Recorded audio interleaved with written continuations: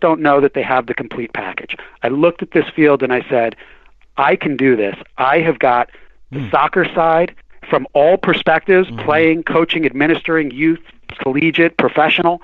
I have got the business side at the highest levels, and I've got the skill that it takes to really mend the fractures that we see that are a problem in this game. Yeah, and a large part of your platform is the youth. Now, a two-part question here. You have children that play in the DA, or the Development Academy. What do you make of the current system of the Development Academy and overall the issue of youth development in this country? How bad is it, and what would you do differently? Well, so youth development, there are a couple of things. Let me start with youth development. Youth development, we need to do a better job. And so I look at youth development as there is the development of the entire body, which is you need to make sure that, we need to restructure the states.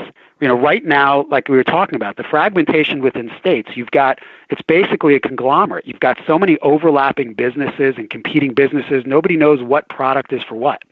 We need to clarify things for the consumer, number one. And that part of it is sort of restructuring on a state-by-state basis, because there's not going to be a one-size-fits-all solution in this country. You go state by state and figure it out.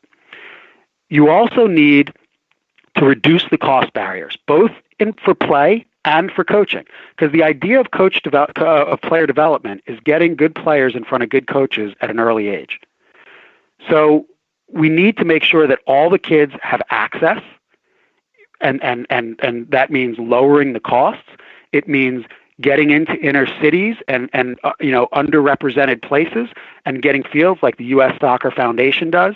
And it means making sure that coaches, you take, a woman who graduates college and she was a Division I college player and she decides not to go into soccer but rather to pursue a career in business, but she loves soccer and she wants to coach kids on the side and keep giving back to the game. And you're going to tell a recent college grad, well, the first thing you should do is hone your coaching skills. You need to learn how to teach, learn how to coach, get certain licenses, and we're going to charge $1,500 for a coaching license. And by the way, you have to get a hotel and travel there on top of that. That's ridiculous. So you need to reduce the cost and get, in order to help get kids in front of coaches early on. For the elite athletes, we need to do a better job identifying right now, and what I've put forward are forming state soccer centers. So each state, and more, basically to mirror the associations, bigger states will have more than one. You put in a state soccer center, has fields, and it houses a state soccer director. And that person, for the elite players that are looking to get to our national team, that person is setting up scouting and development, IDing players across all leagues objectively. And we're going to pay money for that position.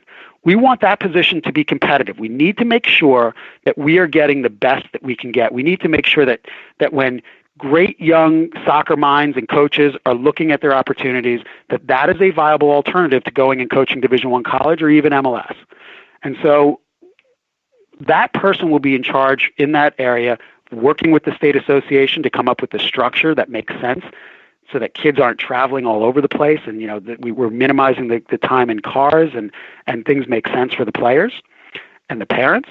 And we need to make sure that we can focus on player development, and we need to make sure that we're recruiting across all leagues objectively.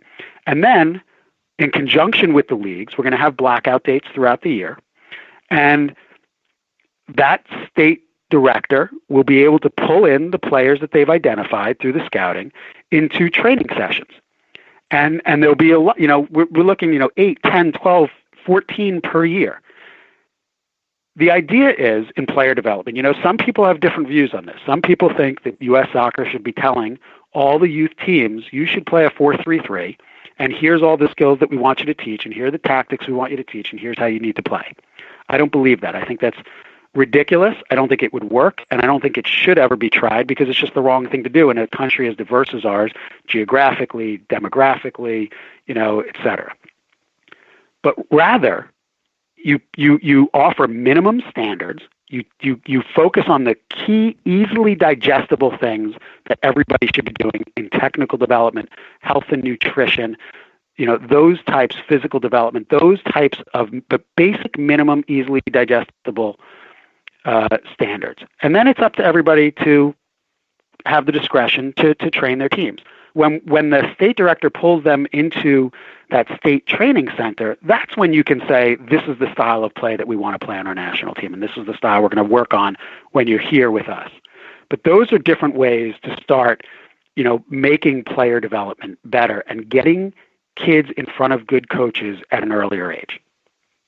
So, I mean, it sounds like, Michael, along with your you want to increase the youth development with these soccer facilities. You also kind of want to cast a bigger net around some of the pool of players in the U.S. Is that pretty accurate? So we try to minimize on the players that are missed out due to either lack of poor coaching or lack of access to certain things.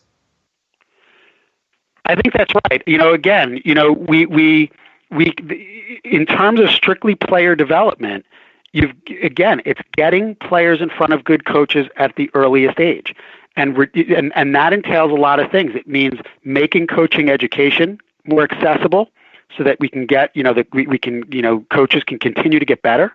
It means and then getting better teachers in front of kids at earlier ages, and it means making sure that kids have access to the game, and that their leagues are structured, that the paths that they can take are clearly defined. When I say that restructuring on a state-by-state basis the youth landscape is key to player development, that's because if you're sitting at home as a parent, you may be saying to yourself, my daughter, I don't know if she's ever going to play professionally. I don't know if she's going to be on the national team, but she loves the game. And she's competitive, and I think she's pretty good. So I'd like to see how far she can go with this game. Now, it's unclear where you can put her. Should I go into this league or that league or this league? This one says it's better than that one, but this one's teams are beating that one. It seems that they're competing. I've got half the girls in my town going to this league, half my girls in the town going to that league. I don't understand where anything fits. We need to we need to integrate and clarify the structure so that everybody knows which product is for what. And that may entail, you may go into a state and a state may say to you, everything is going perfectly here. If you want to play recreationally, you can play in ASO. If you think you're a little bit more competitive, you can play in US Youth. If you're a little bit better than that, you can go into US Club. And if you're super elite, you can play Academy. And it all works perfectly. Other states will tell you there's in those various leagues such competition between them. And so maybe the answer is to put them under single umbrellas and do promotion and relegation in youth. Maybe the answer is because the private businesses are entitled to compete. A league is entitled to say, I think I can do it better. I'm going to start my own business.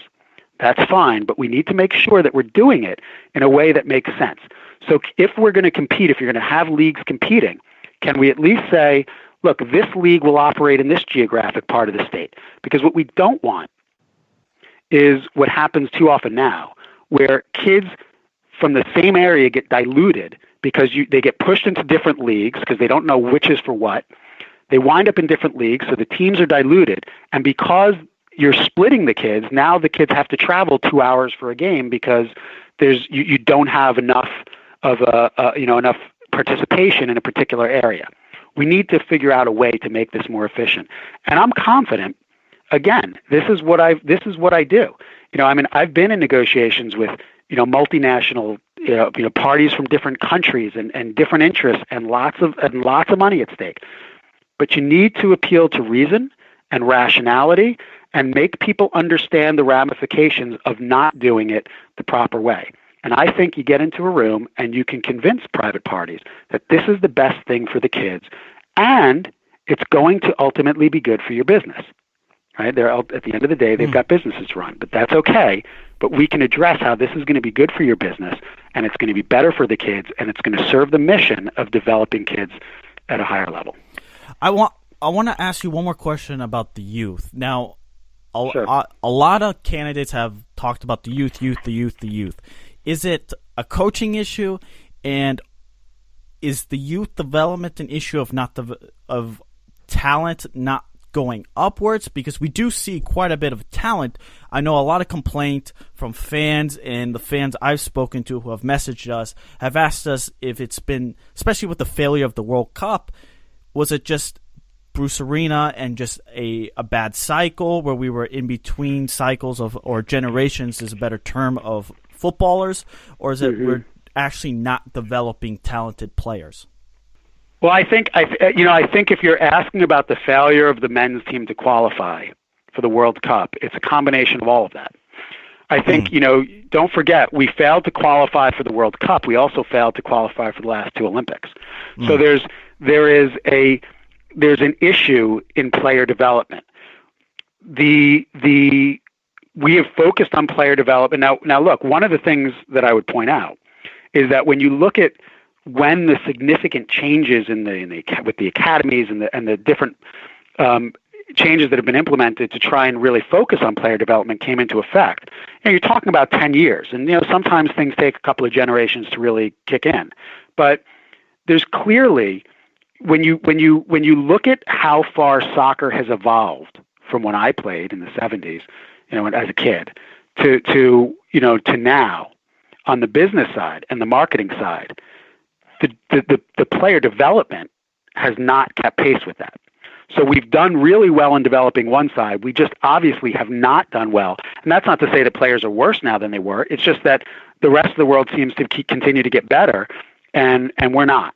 And so we do need to focus on player development, because ultimately that is what is going to help our national team win games.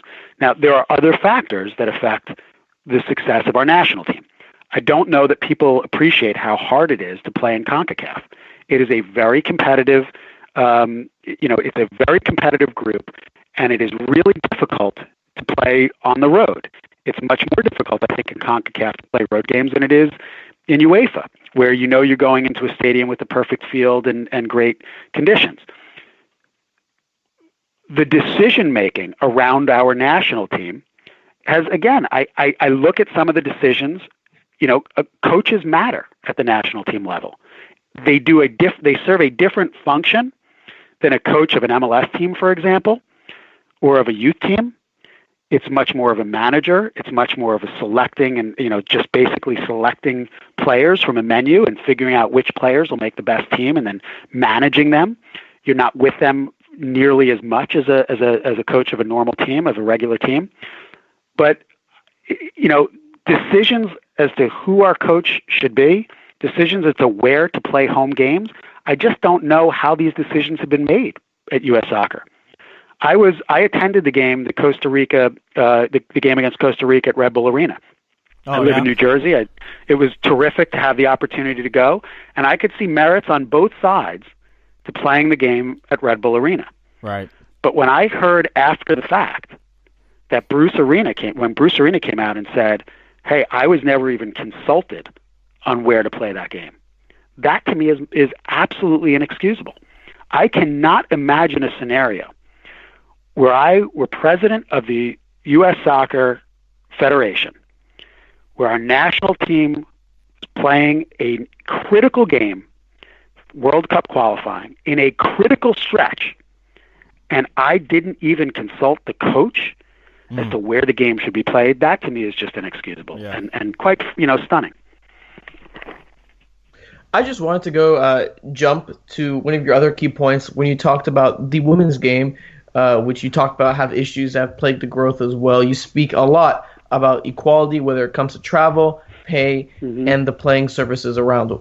What else would you do to help the women's game grow? Especially, would you do anything to with the NWSL? Absolutely.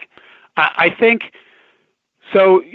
That is not the equality issue. Certainly will help the growth on the women's side. I don't necessarily I don't always see it as the same thing as helping them grow.